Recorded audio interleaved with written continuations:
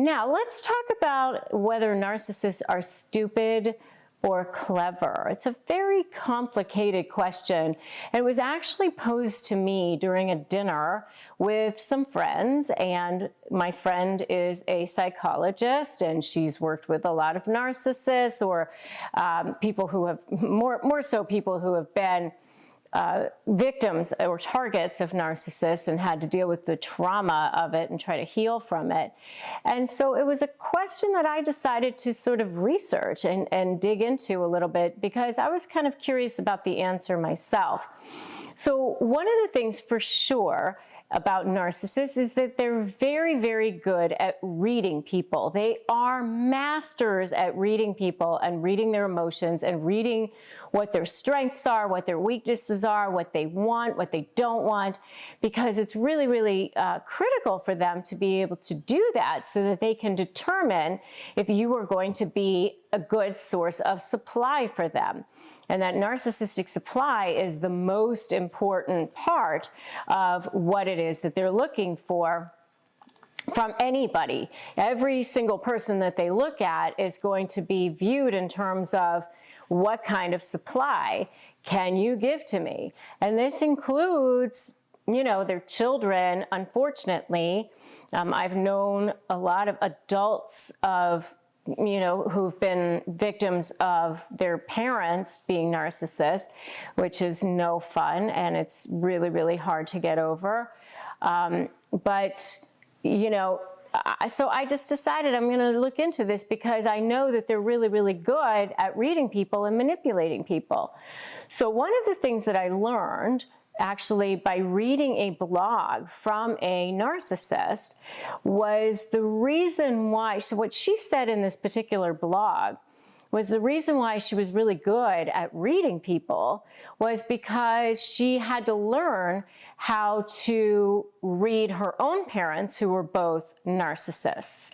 And as a child, 5, 6, 7 years old, is this a good time to talk to them? Is it not? Is this a good time to ask them for something? Is it not? Am I going to get yelled at right now? Am I not? What kind of mood are they in? So they were constantly having to read the situation around them. So I thought that was a really fascinating explanation as to why they're actually very, very good at reading people because, everything that I've learned, everything that I've read, everything that I've studied about narcissism says that it happens sometime in the narcissist childhood. So at some point in their lives, they didn't get the love or support or care that they needed, and they determined that the world is a bad place, that they had to survive, and the only way that they could do that is through getting the narcissistic supply that they need to feed that ego. And that's just, anything that feeds their ego, and it's a black hole. You make deposits into it and never comes back out. So, the relationship always feels very unsatisfying with them because you're really not ever getting your emotional needs met. And that's because they really do not have the ability to meet your emotional needs. They're not even meeting their own. So you can't get something from someone that they don't even have for themselves. And so that's what's really going on with them and why they are really, really good at reading people. So I think that they're very masters at manipulating. They're very good at that. And so I think it's more of, and this is just my speculation, I think it's more that they have a skill at manipulating that, than more so than they're so smart. Now, some of them actually probably have high IQs, some of them don't, but that you can have low or high or middle average IQ narcissist, at any level. But I think that they are certainly masters at manipulating, and that's why I always talk about ethically manipulating the manipulator and creating that leverage and that strategy that you need in order to, get what you want out of negotiating with a narcissist, and that's what I teach you how to do. So as far as whether or not they're smart, stupid, clever, whatever, the other thing that is really important to understand about narcissists is they do end up self-destructing. They do oftentimes collapse. And if you want to know more about what a narcissist collapse looks like, it's not pretty. Make sure you check out my video on what happens when a narcissist collapses. And they do end up self-destructing. They do end up, when they start to get desperate, they start doing things that aren't as smart. They start making mistakes. They start, going into their rages and having their, attacking and getting worse. And I often say that they do get worse before they get better. It gets worse when you're dealing with them. And when you're starting to create your strategy and surround them, what I teach you how to do is actually surround them in a silent fashion where they don't even know that it's happening until they kind of wake up and realize that they're surrounded or that they're backed into a corner. So what I teach you how to do is actually do that, surround them so that they feel like they have no other place to go.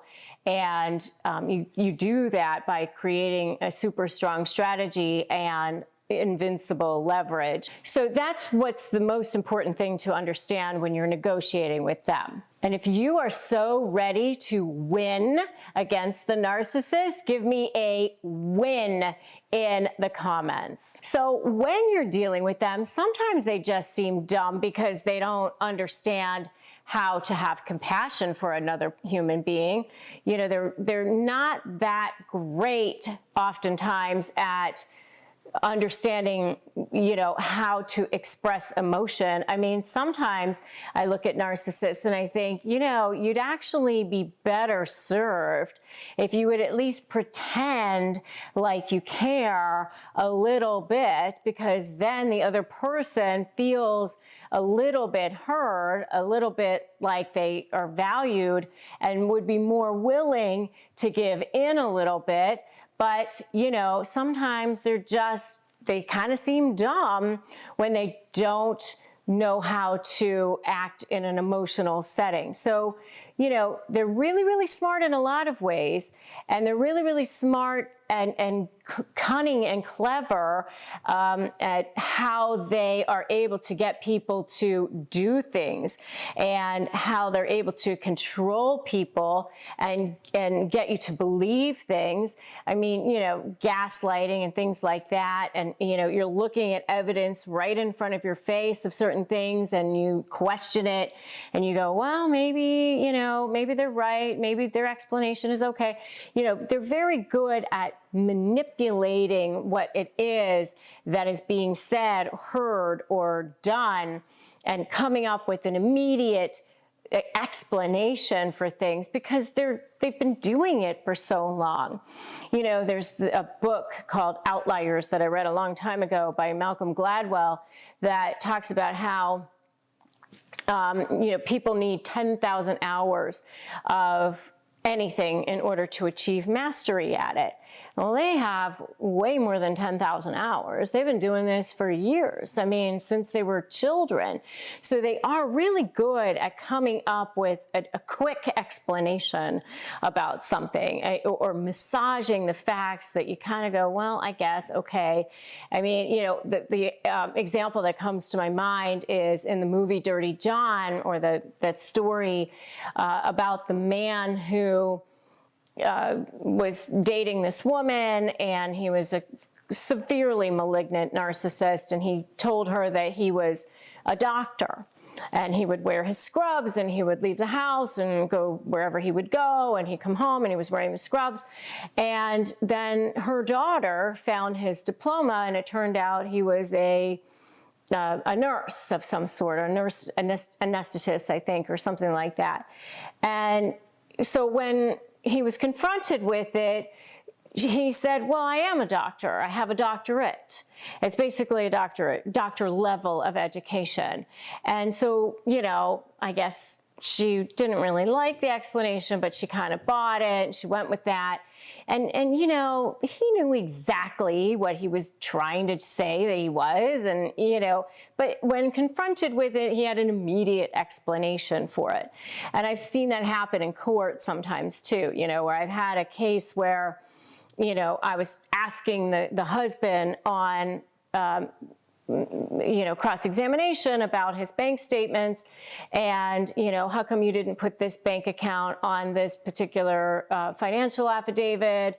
Oh, I don't have that account anymore, it doesn't exist. And then 10 minutes later, he's referencing that account again, and oh, you know, he's got some explanation for it right away. Well, I forgot about it, or something like that. And you think, well, you just forgot about it from 10 minutes ago. But, you know, and a lot of times they do that kind of thing, and you see people believing them. And it's really, really frustrating sometimes if you feel like the judge is believing them. Like, how come you didn't see that they just lied? Why didn't you just notice that? And those are the kinds of things that can be really frustrating, especially when you're dealing with a narcissist in any kind of a litigation or negotiation situation. And that's why it's really, really important to understand these concepts. If you're trying to negotiate with a narcissist and you don't understand the concepts, or you don't understand how a narcissist thinks, especially in negotiation, then you're going to be dead in the water. Because when it comes time to negotiate with you, or any kind of discard phase when you're saying goodbye, the narcissist feels like they need to destroy you. And if you want to know more about that, check out my video on why the narcissist needs to destroy you to leave you. But that's what happens at the end of the relationship. And so when you're going to negotiate with them, sometimes it feels like they're really, really smart, but oftentimes they're actually really, really dumb too. And so just understanding that and knowing that you're actually the stronger one for sure. You know, I've often said they didn't attach themselves to you because you have so little value. They attached themselves because you have so much value, because they knew they could get a lot of supply out of you. They're not attaching themselves to anybody that they don't think that they can get a good amount of supply from. So, you know, the key here is that you're no longer going to be a source of supply for this narcissist. They're going to have to get it from somewhere. Let them go get it from someone else. It doesn't have to be you. What if you could just take a shot and lose all the weight you wanted to? I know for me, a few years ago, I was dealing with thyroid issues, menopause issues, autoimmune issues, all the things, and I gained a bunch of weight and I lost it all, but it took forever. And I wish that something like Robody had been around back then to help me lose the weight. But now you get the benefit of it, because Robody is now around to help you lose weight. It's just one shot a week. And combined with a healthy lifestyle, you can lose 15 to 20% of your weight in a year on average and actually keep it off. They've helped more than 200,000 people so far, and they help you even with support, with getting the medication through your insurance and everything that you need, so that you can actually lose the weight. That means that it's such a great opportunity for you now. So average weight loss is 15 to 20% in a year with a healthy lifestyle change, and BMI and other eligibility criteria apply. Go to ro.co/Rebecca. Sign up today and you'll pay just $99 a month for your first month and $145 a month after that. And medication costs are separate. That's ro.co/Rebecca. Now let's talk about what those narcissists are hiding behind that mask. What is their true agenda? What is it they really want from you? So what narcissists don't want you to know is that they are actually really scared little beings inside that massive wall of ego that they build around them. Whether they are a covert narcissist, a grandiose narcissist, or a malignant narcissist, or whatever kind that you're dealing with, even maybe it's a combination of one of those, they are really, really just scared people. Something happened to them when they were a child. They were traumatized in some way, not loved enough. They came to this conclusion somehow that the world is a scary place. The world is a place that they have to survive, and it's survival of the fittest for them. It's you know, if you survive, then I can't. If you have something, then I don't have it. It's scarcity mentality at its most extreme. And so what they really don't want you to know is that they are actually the weaker one. You are actually the stronger one as their narcissistic supply. And narcissistic supply is anything that feeds their ego. It's their lifeblood, it's their oxygen, it's their food, it's what they need. And it's what they use, what they need to suck out of from every single person that they meet. And if you want to know more about narcissistic supply, definitely check out my video on narcissistic supply, and actually I have a whole Narcissism 101 series that defines the main terms that you need to know when you're dealing with narcissists, a whole language you were never hoping that you wanted to know, but here you are knowing it, right?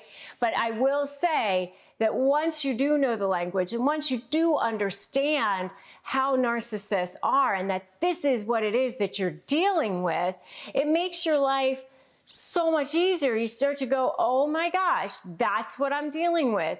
That's the world that this person lives in. It actually has nothing to do with me.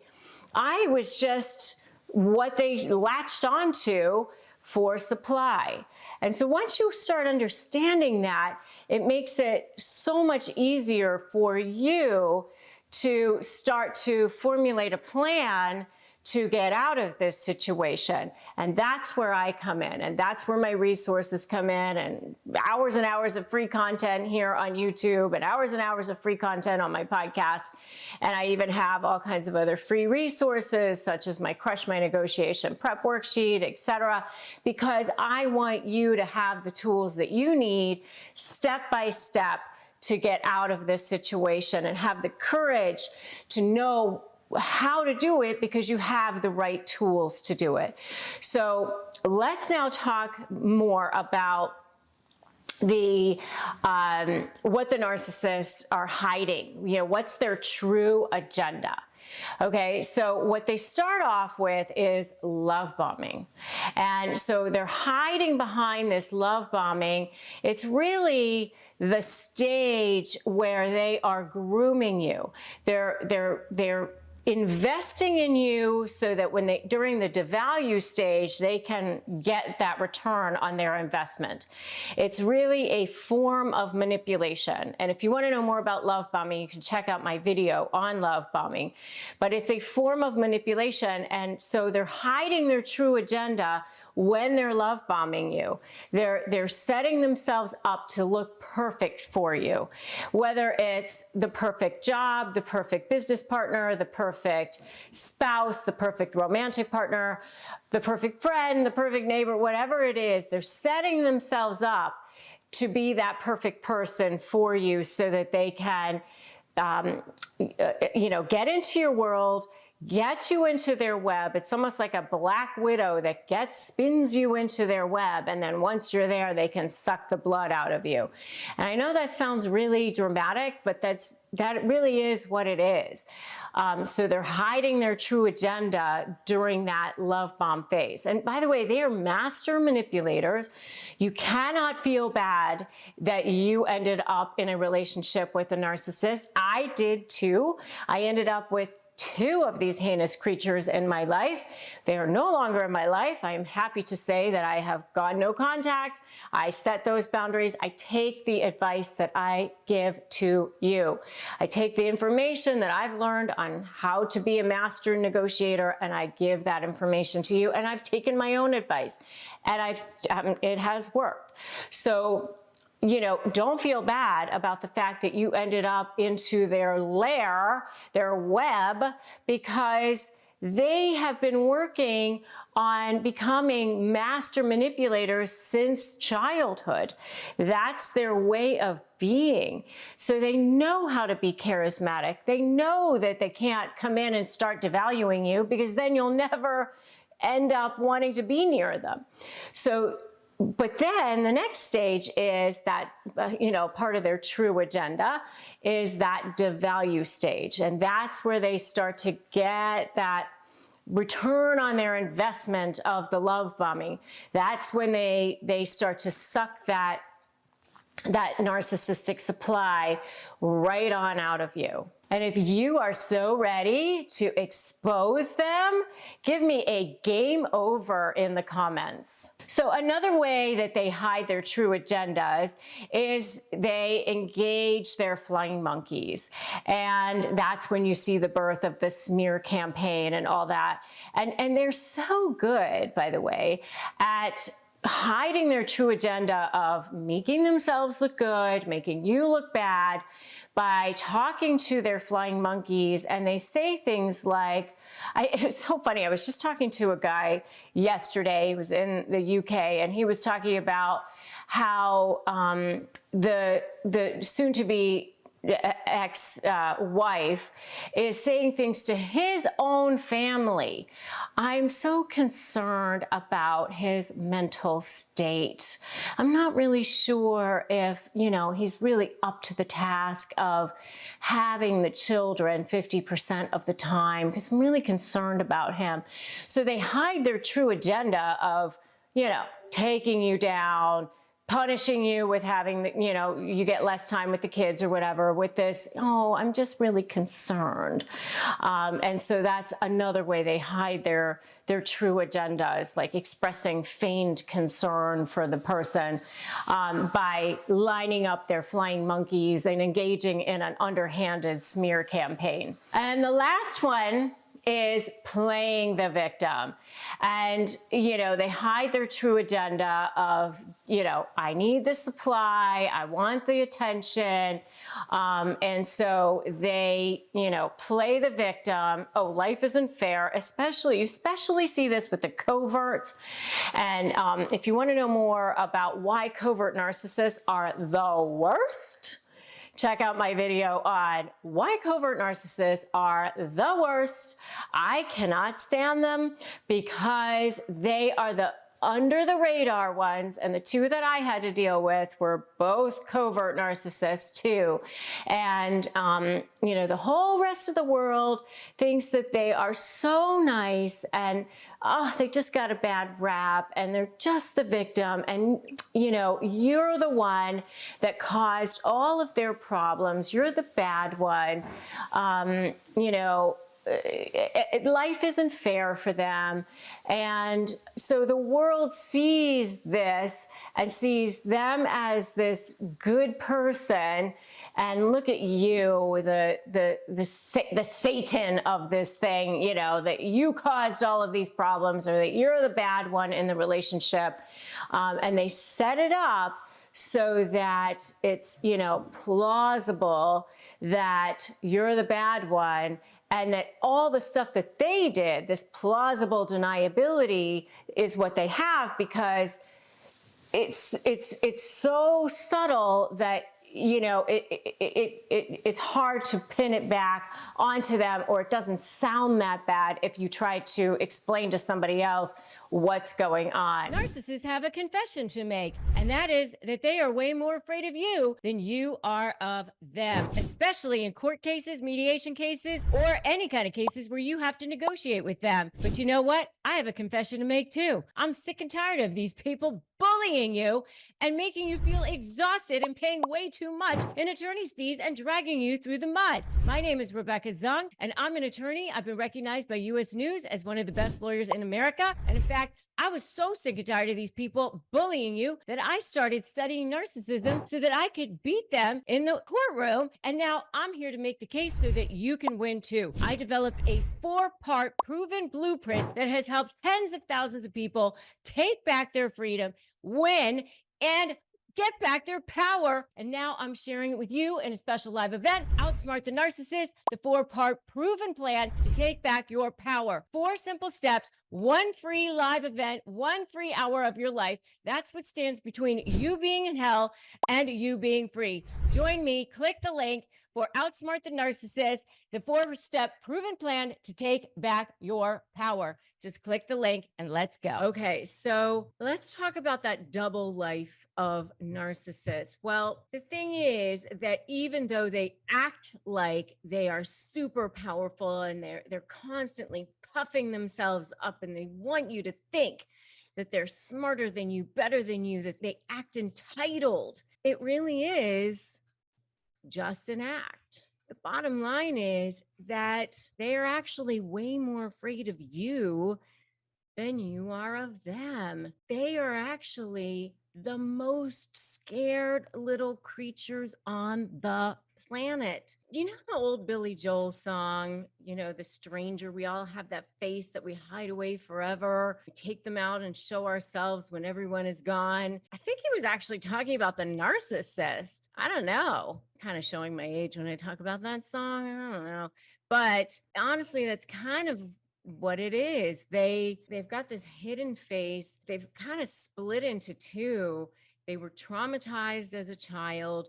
Something happened to them where, they decided that the world was a really scary place. They decided that the world is a place of survival, and it's a me and everybody else world. They live in this world of their own, this world of survival. And that's why they don't have any empathy for anyone else, because it's kind of like this oxygen thing, the airplane is going down and I have to put my mask on. And if I don't put my mask on, I'm not going to survive. And I don't think they think about it consciously. I'm sure that they don't. It's so embedded subconsciously. But like even the smallest things, the tiniest things, if they give at all, then they don't have. And somehow they won't be seen, they won't be heard. All human beings have this need to feel seen, heard, and know that they matter. But people who are secure in themselves, people who know that they matter, who have that internal knowing that they matter, they know that they're seen, they know that they're heard, they have that feeling. So they don't need that constant seeking, that they don't have that desperate need to be seen and heard, and that desperate need to have admiration and adulation from the outside world constantly. And it's not just admiration and adulation, it's also this desperate need to be better than and control. That is the what I call the dark underbelly. And all that desperate need, all of that feeding, that's called supply. That supply is their oxygen, it's their lifeblood, it's their food, it's what they feed on. And there is a dark hole, a black hole that can never be fed. That is what they never want you to know. So they have this double life. There's this scared little creature inside, and then there's this other facade. And I mean, they never want you to see the scared little person underneath. And by the way, I have a whole video on how narcissists react to exposure, which you should definitely check out. And also, by the way, this is the whole key to how to negotiate powerfully with narcissists. And this is the whole key to my SLAY methodology, which is strategy, leverage, anticipating, and focusing on you. And what I teach, this self-centeredness is what drives them to exploit people. It's what drives them to use people. It's what drives them to create this facade, because they don't want to be seen as failures. They create this persona.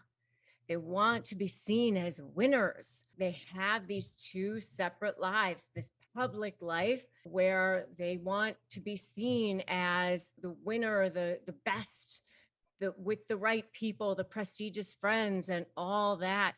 and they spend a whole lot of time, energy, and capital to be seen as that person. And by the way, if you know that what I'm saying is right, give me a for sure in the comments or comment below what you've seen of the double lives, right? Because you know when it all comes apart, when the wheels start to fall off, how horrible it can be, right?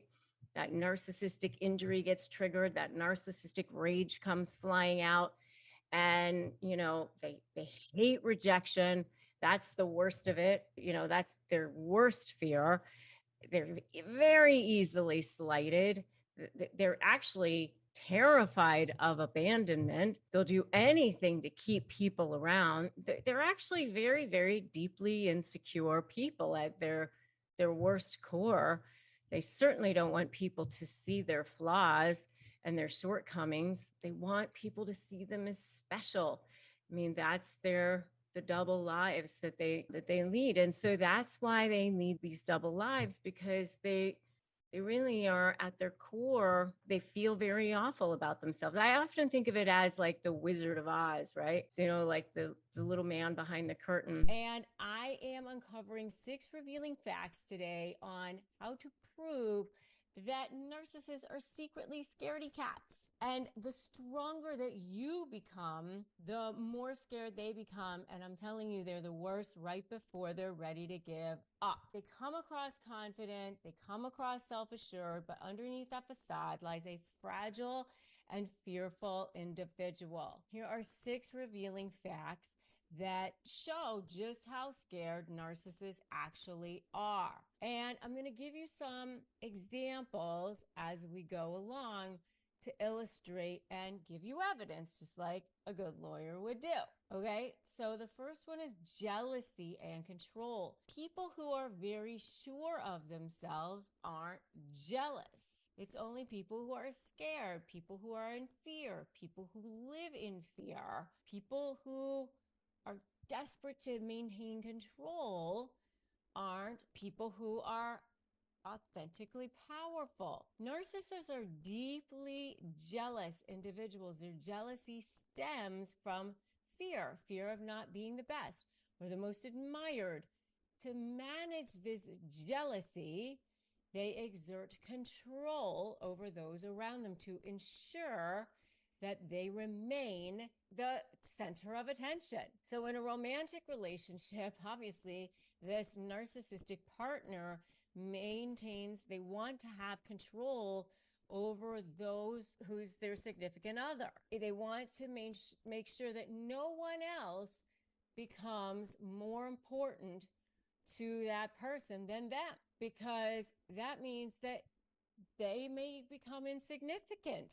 So they're constantly looking at their phone or who's more important to them. They want to make sure they're dominating this person constantly, because they might slip away and be insignificant. At work, a narcissistic manager might micromanage their team because they insist on approving every single detail to ensure that maybe they're looking to make sure that they get all the credit. They have to sabotage other people's need to shine. A lot of times they are attacking people because they're jealous. They're jealous of people's relationships with each other, or they're jealous of the talent that they might have. You see that happen all the time in a workplace situation. The second thing is fear of abandonment, and you see this all the time with smearing others as well. Narcissists have an intense fear of abandonment. During the discard phase, they go full on into the birth of the smear campaign. And to preemptively protect themselves from being left in the dust or being smeared, they have to smear first, because they're afraid that they're going to look bad. They strike first. They spread false rumors. They might file false pleadings in the courts. I'm sure many of you guys have seen this. It makes life very difficult for people who are in situations with narcissists. Extremely difficult. Professional setting, narcissistic coworkers badmouth That's what they do, especially if they think somebody might be up for a promotion or gaining recognition that they think they should have. They spread lies to undermine people's reputations. Or if it's a covert situation, they might just start leaving a person off an email chain or dropping little hints like, oh, I'm so surprised that so-and-so is like coming in late all the time. I'm just worried about them. I'm just worried about their home life, like things like that. When there may not be a situation, but just a little like dropping things to position themselves as the better candidate. That's number two. Number three is insecurity and outbursts. So despite their outward confidence, they're incredibly insecure. They sudden outbursts, sudden anger, suddenly triggered when their image is threatened. So a family member might explode into anger when there is a gathering. If they feel overshadowed by someone else's achievements, if there's a perceived slight, anger is a way to make themselves bigger when they feel small. It's a way to rail against that fear. So if somebody is a scaredy cat, then they use anger or rage to make themselves bigger when they feel small. It's to mask that deep-seated insecurity. And it's the same idea in a workplace. Bosses who call out people, especially when they call out people in front of other people, it's a way to intimidate others into compliance. Intimidation tactics are the work of people in fear. If you guys are finding this helpful so far, we're only three in. We have 3 to go. Give it a thumbs up. Make sure you share this with anyone who needs it. And I'd love to hear your thoughts so far. If you think this is so true so far, give me a so true in the comments and let me know if you guys have seen this so far. And by the way, if you need phrases for disarming narcissists, go to disarmthenarc.com and get my free phrases for disarming narcissists. So powerful to help you. They're designed to give you the upper hand in conversations and help you maintain your composure. Number 4 is rage and belittling others. To cope with this, as I was saying, they use rage to belittle others, demeaning people in front of others to make them feel powerful. Partners belittle their appearance or their abilities to make them feel more confident. Oh, I can't believe you did that. Oh my God, why would you think that? Oh, that's not it. People who feel good about themselves don't belittle other people. They don't put people down.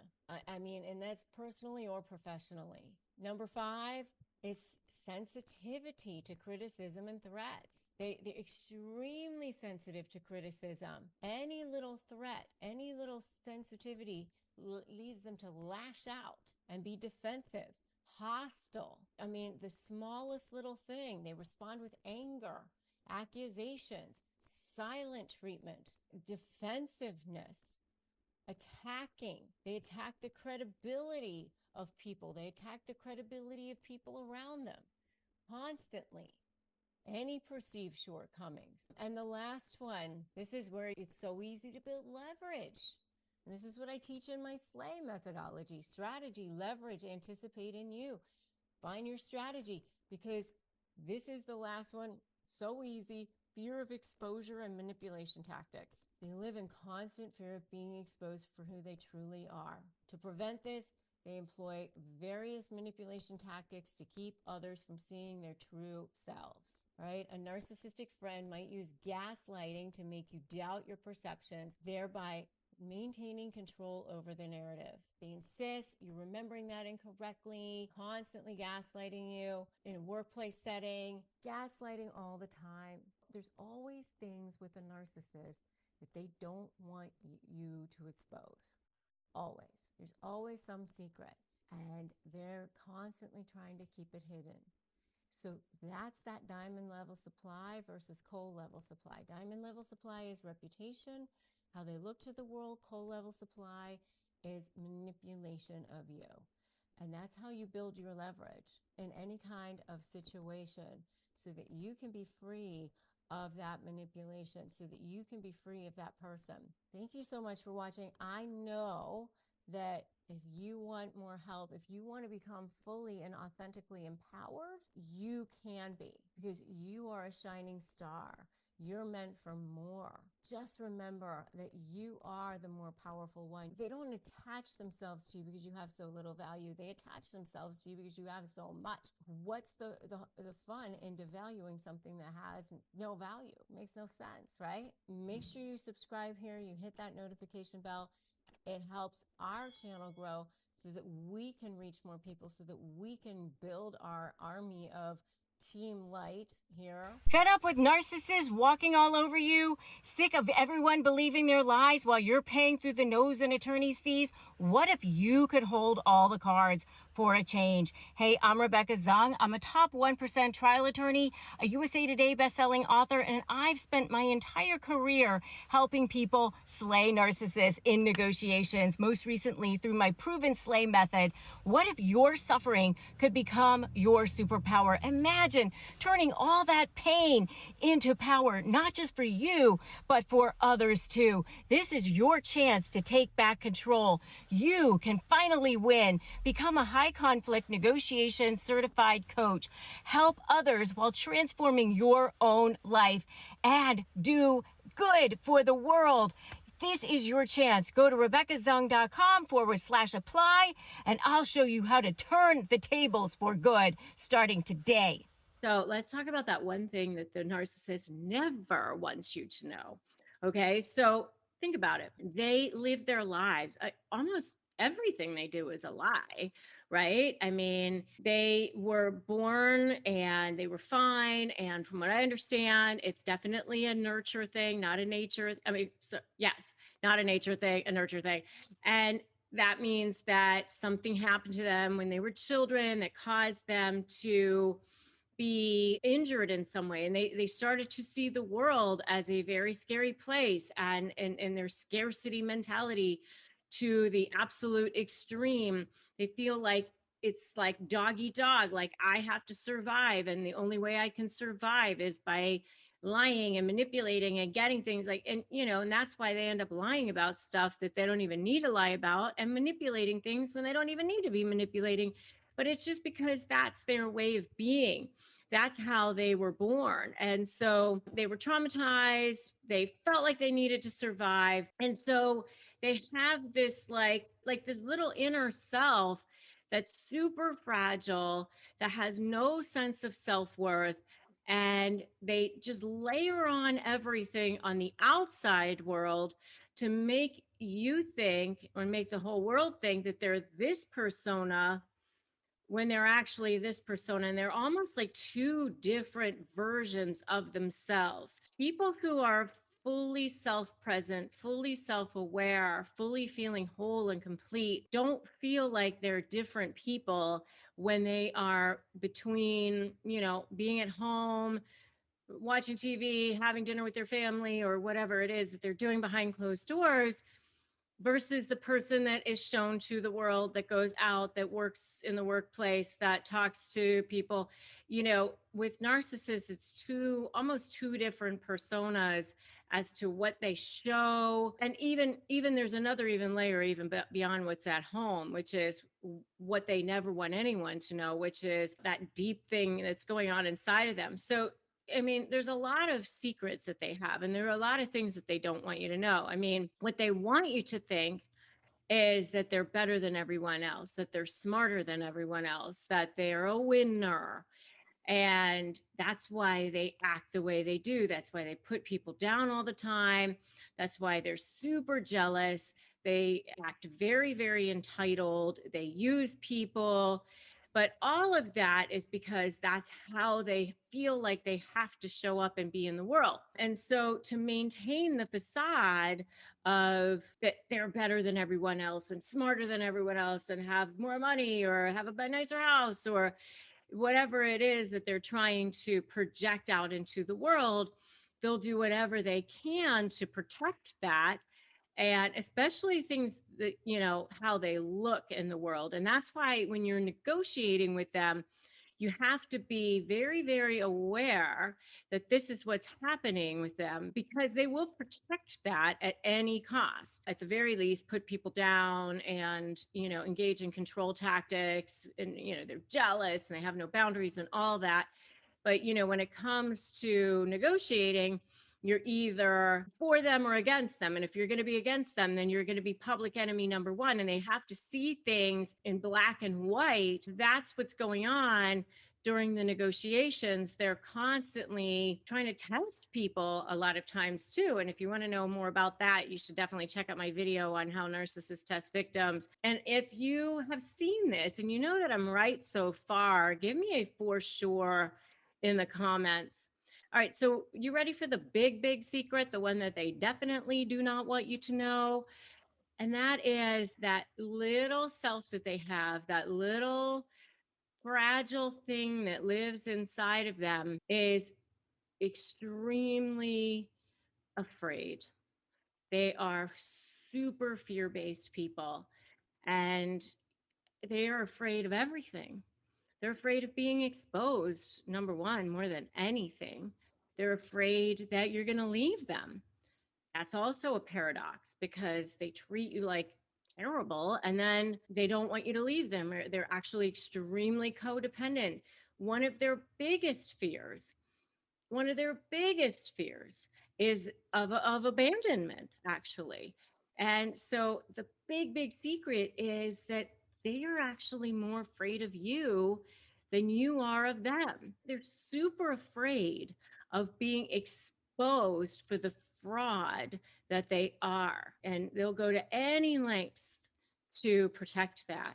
And so when you're going to negotiate with them, that's what you have to remember. You have to keep all of these things in mind, because you're going to have to kind of keep their ego in check to a certain extent, but then also make them feel like they are potentially going to be exposed, that something might be happening to them.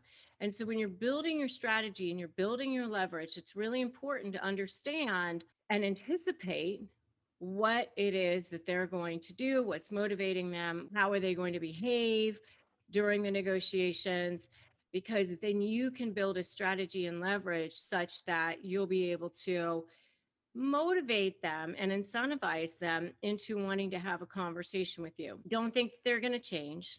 Don't think that you're going to be able to get them to see the error of their ways and, oh my gosh, I can't believe how I treated you or how this happened or whatever, because they're not going to do that. And the reason why they have a hard time apologizing, or they have a hard time admitting that they're wrong or that they're responsible or giving anybody credit for anything, is because they have such a fragile sense of self.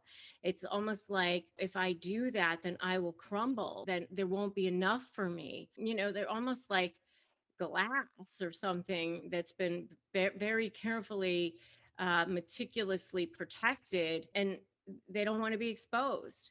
So that's really the biggest secret of all. And that is that you are actually the stronger one. They are way more afraid of you than you are of them. And there are a lot of ways that you can build a strategy and leverage around that, so that you can walk away with getting what you want and they also feel intact. More than anything, you need to feel valued, honored, and respected, and setting yourself up so that no one and nothing can ever infringe on that. Okay, so I help people negotiate with narcissists, and they are the most mean when they have to negotiate, because it is then that the gloves come off, because that's when everything becomes black and white. Because for a narcissist, you are either for them or against them. You're either in their camp or not. They don't see things in gray. You are either part of their world, part of their army, or not. And they are so easily slighted. And when they even hint that there's something in the air, that there's some kind of thing that you might be against them, boy, do they get mean. And so, what is that number one emotion that's happening behind that? Why do they get so mean? Especially when you think, wow, I've done so much for you. And I'm telling you, this is in a business setting. This is in a personal setting. This is in a family setting, no matter what it is. And you're over there thinking, how do you not see all the things that I've done for you, the relationship that we've had, and you don't want to have closure, you don't want to maybe have some kind of relationship after this. Why do you want to burn this thing to the ground? Why are you so mean? And by the way, I'm Rebecca Zung. I'm an attorney. I'm a narcissist negotiation expert. I recommend that you go ahead and subscribe to this channel, hit that notification bell. I upload brand new videos every single day. I've helped millions and millions of people through this channel and through my books, through my podcast, through my law practice. And I want to help you too. What is that number one emotion that is behind the narcissist mean streak? Narcissists are driven by a need for attention. They're driven by a need for validation. They are super insecure. They're threatened by people who they perceive to be better than them. This insecurity leads them to put people down. It leads them to do all sorts of things. But what's behind that? What's behind this deep need? Right? What's behind that? What's inside? They seek power and they seek control, and people just see all of that. And a lot of people think, wow, they're so confident and they get so far in life. And many people only see that side of them. And they think, wow, this person makes me feel so bad. They make me feel so small. Yeah, they are fueled by this sense of entitlement, and they want to feel special, and they think that they should get this special treatment. And yes, they are extremely manipulative, and they think that they should get what they want all the time. Why do they do these things? What's behind that? And why are they constantly moving the goalposts? And I'm telling you that in negotiations, if you think that all they want to do is win, you are dead wrong, because that is not all that they want. They don't want to just win. If they just wanted to win, then why is it that when people say, just let me give them everything they want, I'll be out of it? Why are you not out of it? Why is it that they keep moving goalposts? It's because of this thing, right? They also enjoy the process of making you squirm. They also enjoy the process of manipulating you. They get narcissistic supply from that. They enjoy getting supply from that. That feeds them. Everything is driven by supply. Everything is driven by that almighty supply. It's their food, it's their lifeblood, it's their oxygen. They need to feel like they're alive. And that's what drives them. That's what makes them feel alive, right? And so they lie, they cheat, they do all these things to get ahead. And because they don't have any sense of empathy or compassion for others, they don't feel anything when they trample on people, when they step on people. They don't see that wake behind them. They don't see the bloodbath that they're leaving behind them. And they are charismatic and charming, and they can get what they want. And that also makes them very dangerous. So you do need to know signs of narcissism so that you can protect yourself from being taken advantage of. The number one emotion behind all of this is not necessarily what you think. Yes, it's driven by this need for narcissistic supply. Yes, it's driven by this need to feed that beast inside of them that has to feel like they matter deeply, and that's why they can't feel anything about you. It's that black hole inside of them that can never be filled, and you might want to fill it too, but it can never be filled, and that's why you're left totally and completely and utterly depleted. It's a one-way street that it never goes the other direction. But really what it's being driven by is fear. That's the emotion. That's the emotion behind it. It's fear, fear of loss, fear of not being significant, fear of being no one, fear of losing everything, all of it. Fear of not having power, fear of not having attention, fear of not being validated, fear of being exposed. All of it is driven by fear. They're extremely, extremely scared people inside. They've got these two sides to them at all times. There's this inside person and this outside person. And that's what you need to understand. There's two sides to each person, each narcissist. And what happens when you whip off that mask?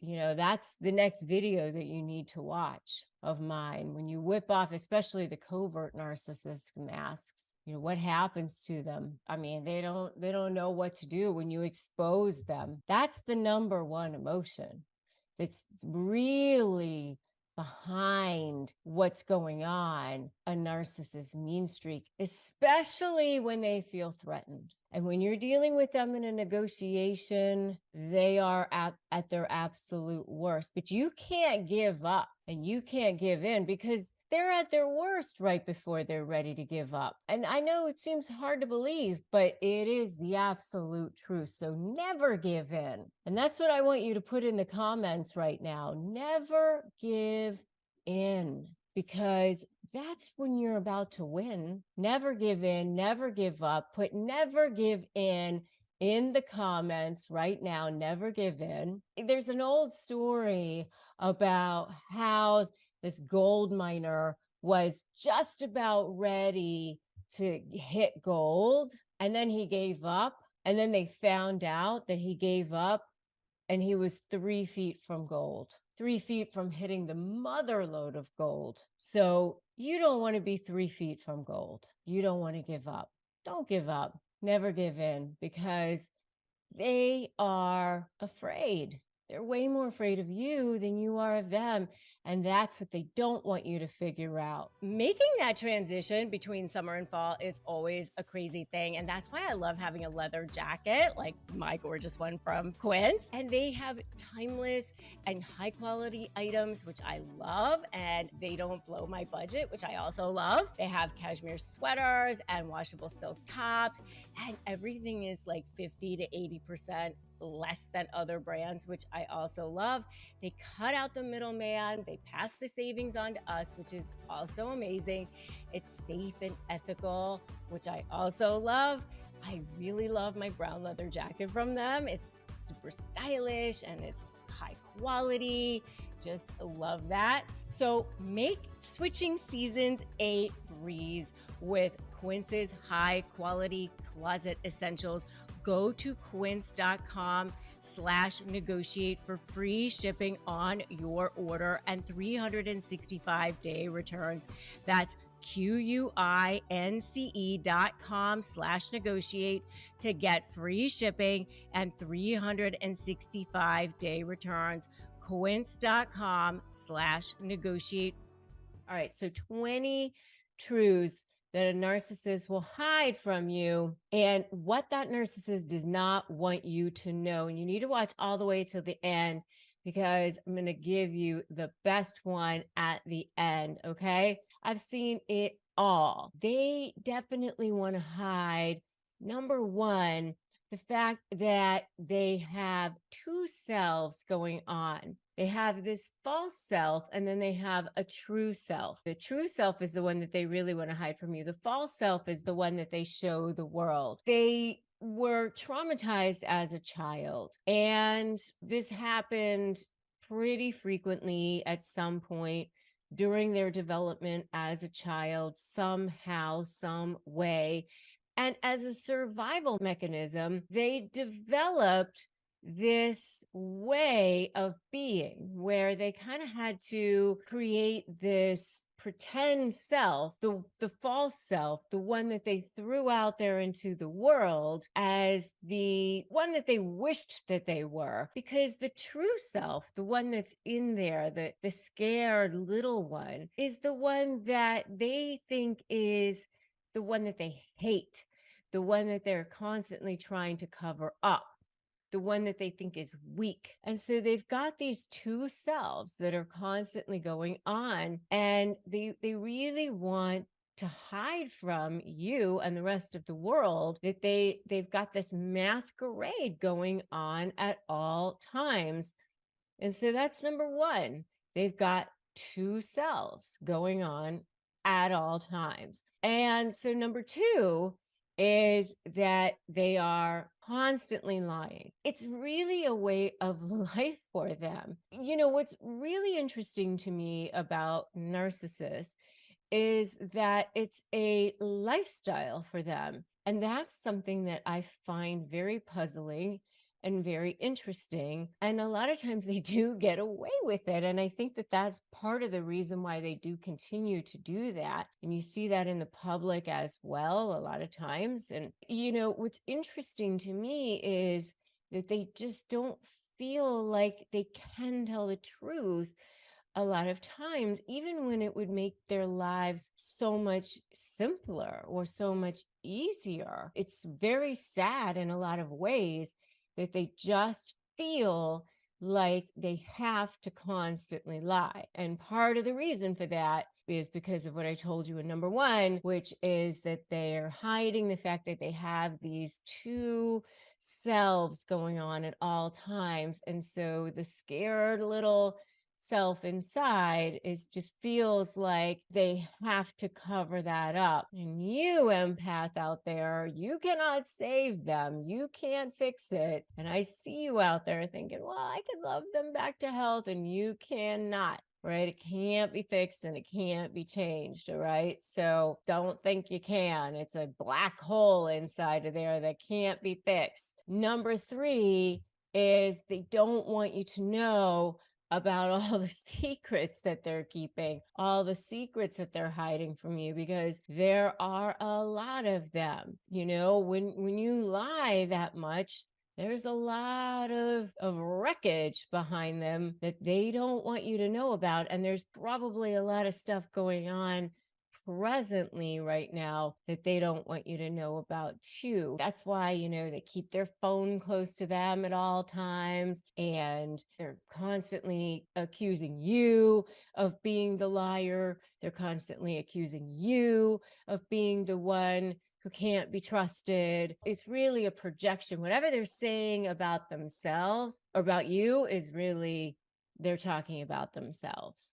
Always remember that. Number four is they don't want you to know about all the things that they've done wrong, that they're blaming either you for or other people for. You know, it goes back to the fact that they can't take responsibility for their actions. And so they're always projecting and deflecting and lying and denying, right? And so they don't want you to know about all of those things that they've done wrong that they can't take responsibility for. So that's number four. They don't want you to know. They don't want anybody else to know what it is that they're covering up, what it is that they're hiding, as far as the things that they've done wrong. Number five is they don't want you to know that the reason why they treat you horribly is because they hate themselves. You know, the way people treat other people is a direct reflection of the way they treat themselves. I always say that you can never take anything personally if somebody treats you badly, because it really is a reflection of how they feel inside. And, you know, narcissists didn't attach themselves to you because you have so little value. They attached themselves to you because you have so much value. They want somebody who's going to build them up, make them look good. They want the good things, right? You know, they're over there gaslighting you, devaluing you, making you feel bad. There's no way that they would stay in that or continue to be there if they didn't think that there was something to be had there. And it makes them feel more powerful to put down somebody who has more value than they do. Number 6 is they don't want you to know that they're constantly trying to one up you if they're competing with you or jealous of you, because they think that it's going to make them look better. They are looking for ways to get attention. They don't want you to know that. If they're trying to play the victim, it's because they're looking for ways to get attention. And, you know, a lot of times there's such a lack of self-awareness in there that they're not going to tell you that either. They probably don't even know that themselves. And number 7 is that they're not going to tell you that the reason why they have a hard time apologizing to you is either, number 1, because they think that if they don't apologize, that somehow no one will notice, or number 2, because they think it was your fault to begin with, or number 3, because they somehow feel like if they apologize, it takes away from their very fragile sense of self in some way. And it's just a very, like, it's the survival mechanism. So, like, the only reason why they would apologize at all is if somehow they can spin it in their mind that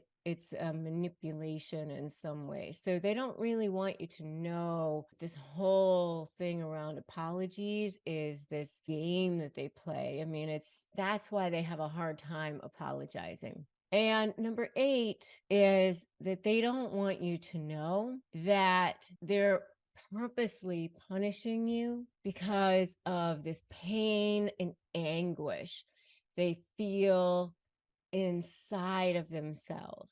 They're going to make you believe that you're the source of all of their problems. They want you to believe that. They want you to think that you're the source of all of their problems. By hanging it all on you, they don't have to then take responsibility for it. They're not only hiding from you, in some ways, they're hiding it from themselves. So that's number 8. And number 9 is they don't want you to know. They do not want you to know that they are deeply unhappy inside. They'll go around telling you that they are great. They are fine. They are fantastic. It's you who has the problem. Or they'd be even better if you were this, or if you'd stop bugging them, or if you didn't do this or that. It's you're the one who has the problem, or you're the one that's the source. But they're great. The truth of the matter is that they are deeply unhappy inside. They don't want you to know that. And honestly, again, they really probably don't even know that they're dealing with a lot of unhappiness and traumas and triggers inside that they don't want to have to take a look at. Truths that narcissists will hide from you, what a narcissist doesn't want you to know. The next one is that literally everything a narcissist does is meant to manipulate you. When they love bomb you, it's meant to manipulate you. When they apologize, it's meant to manipulate you. When they future fake you and say that everything's going to be great, manipulation. Everything is a manipulation. And I want you to remember that. So unfortunately, they just can't be any other way other than manipulating. So number 11 is they don't want you to know that they're like chameleons. And this started back at the love bombing stage, by the way, but it also, comes back up in a lot of other times too, which is they change their behavior to make themselves look the most appealing and the most charming and the most charismatic to whomever they need to be attractive to and appealing to in that moment. Now, obviously, we all do that to a certain extent, but again, going back to what I said in the last one, this for narcissists, it's a manipulation, it's a way of being. That's number 11. They don't want you to know that that's how they are. But number 12 is they hide the fact that they are looking out for number one at all times. They don't care about anybody but themselves. Every display of love, care, affection, empathy is all fake. For you Seinfeld people out there, remember when Elaine was like, fake, fake, fake, fake, fake, fake, fake? That is what it is. Fake. And I want you to remember that. So I want you to put fakers in the comments right now. Fakers, fakers, fakers. It's sad, yes, but I always say you can have your feelings of wishing them well, sending them light, all of those things. But, I always say send them light, but from, over there. Have your boundaries, send them light from, over there. All right, number 13. They don't want you to know their true intentions, which is to use you for everything you got, whatever it is, to manipulate you, to go after you, especially if they're in the discard phase. You become public enemy number one in that situation. Because, they only see things in black and white. You're either good or bad or whatever, because that's what narcissists are like. All right. Number 14, they don't want you to know what they are truly capable of. And let me tell you, I've seen it. I was in a business relationship with a covert narcissist, seemed like the nicest person in the whole world. Everybody was like, oh, they seem so nice. Oh, I'm sure it was inadvertent, how like it goes with covert narcissists. When that mask gets whipped off, you start to see what they're truly capable of. Of course, they're going to save it for their true targets. They're not going to show the rest of the world. To the rest of the world, they stay truly nice and everything, but for you, they don't really want you to know what they're truly capable of. Number 16, they don't want you to know that they're doing the bare minimum at all times. Especially covert narcissists, they're really kind of inherently lazy. They want to be takers in this relationship, right? They don't want to have to give. They want you to give. And they certainly don't want to be reminded of anything that you gave. They want you to give as much as possible. They want to take, and then if you bring it up, oh, please. But they are trying to get away with the bare minimum in this relationship as possible. That's number 16. Number 17, they just hope to God that, as long as they are getting some kind of supply out of you, that you're just going to keep on buying that sales pitch, because as long as they're treating you badly, and if you think you're going to maybe like the light is coming to you and you're going to like move on, they're going to keep moving to quickly give you that sales pitch, future fake you or whatever, and you're going to keep buying it. That's what they hope. And so they don't want you to know that that's what they're doing. They hope that you're going to keep buying it and you're going to keep chomping at the bit, that you're going to keep, taking it. And so they don't want you to find that out. They don't want you to know that that's what they're hoping. and that you're not going to figure it out at some point. And again, I'm working up to number 20, which is going to be the best one. And so these last three are the best ones. Number 18 is you are simply a source of supply to them. And as long as you have use to them, it is of use to them to keep you around. They don't want you to know that, but that is the truth. Once you stop giving them a source of supply, then you really aren't going to be of any use. And that's when you are, boom, done. Number 19, they don't want you to know that it is literally a struggle for them every single day to survive, because it's exhausting for them to, keep up this facade, try to get supply every day, not let anybody know, be in this world constantly, feeling empty, trying to get supply, keep up all of these charades. It's very exhausting for them. It's way easier to live a very authentic life.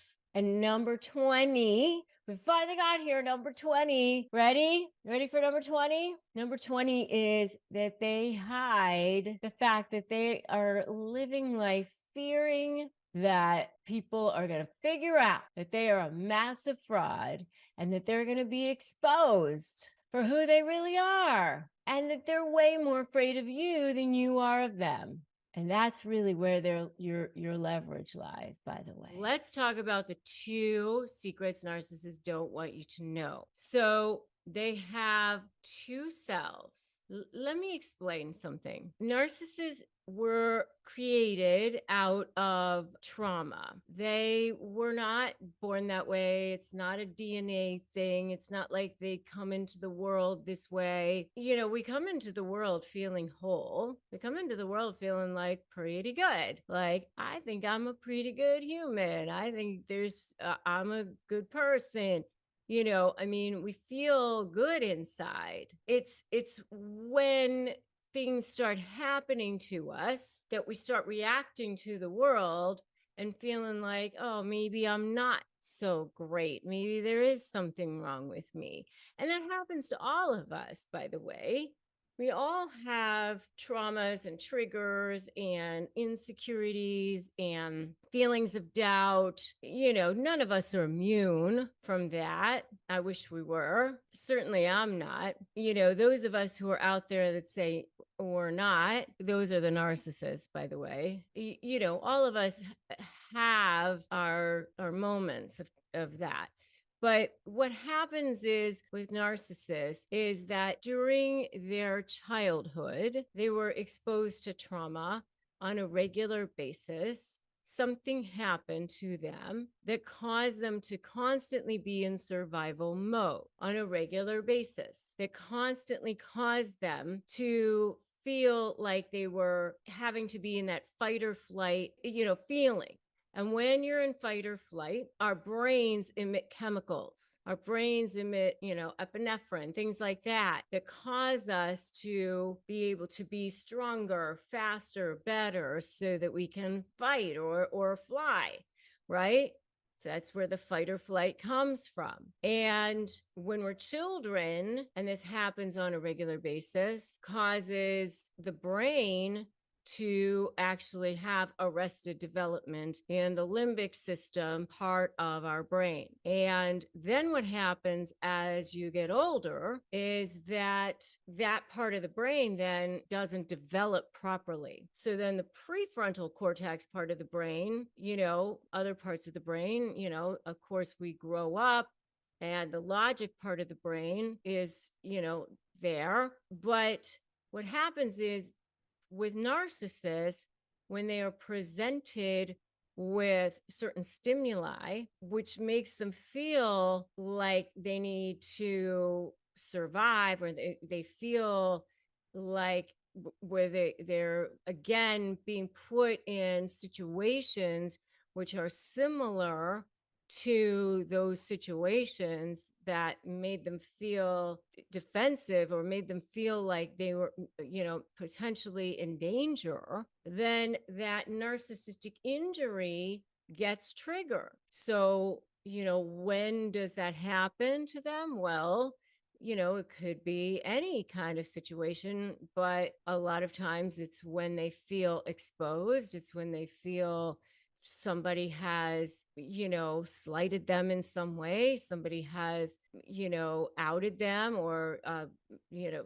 caused them to be feel less in a situation or whatever it is, then that narcissistic injury gets triggered, that narcissistic rage comes flying out, that limbic system of the brain gets activated, and here comes that cage. It's almost like a caged animal. It's almost like that part of them, that survival part of them, comes out, and they literally cannot help themselves, and they see black and white. It's like that other part of their brain is shut off, and they only see that at that moment. They cannot see the good anymore. They only see the bad. And, so there they are. But the two secrets they don't want you to know are that they have these two selves. What happened when all of this was taking place as children is they almost split into two. They have this true self, which was the scared little self that they hide away, which is almost like a shriveled little, version of themselves that's hidden, it's weak. And then there's the false self, the one that they show the world. And yeah, we all sort of have this somewhat of a dichotomy like that, but they really have a dichotomy. For them, it's a very much of a dichotomy. So those are the two secrets. They've got this true self, and then the false self that they show the world. And that true self is never to be seen by anyone ever. And that false self is the one that they must protect at any cost. And, that's why they do not ever want to be exposed. That's why they must layer on that narcissistic supply from external sources by adulation, having the prestigious friends, the prestigious houses, the money, the power, the control. All of those things have to come from external sources, but they feel totally and completely empty inside. And it's that black hole that can never be filled. And they feel like they're desperate for air, starving inside, because they just feel like they can never fill that black hole that's inside of them, that true self that they're hiding away, that scared little self. And that's why I say to you all the time that they're way more afraid of you than you are of them, because that true self that's inside of them is super scared. The problem is that everything they do is transactional. Everything they do is a manipulation. Everything they do comes from that place of fear, comes from that place of manipulation, comes from that place of scared self, that survival self. So really, that's secret number two, is that everything they do is a manipulation. Everything they do is transactional, because they feel like they have to come from that place. They're in survival mode all the time. And they think that you are too. That's the sad thing. They don't really trust that anyone else comes from any place other than that place. They don't trust anyone. They really do believe that everyone has an agenda, that everyone wants something from them, that no one is truly good, so they don't mind taking from other people, because they really think that everyone's out for their chips too, that it's a dog eat dog world. They think that it's like that. And it's very sad. If you agree with me, it's so sad. Just put "so sad" in the comments, because it is so sad. But that doesn't mean that you have to be in that space. You can't fix it. You can't heal it. When you go to help them, they're just going to drag you into that quicksand with them. It's not going to help. It's not going to help. you're going to just drown. You're just going to drown along with them. So what you need to do is move on.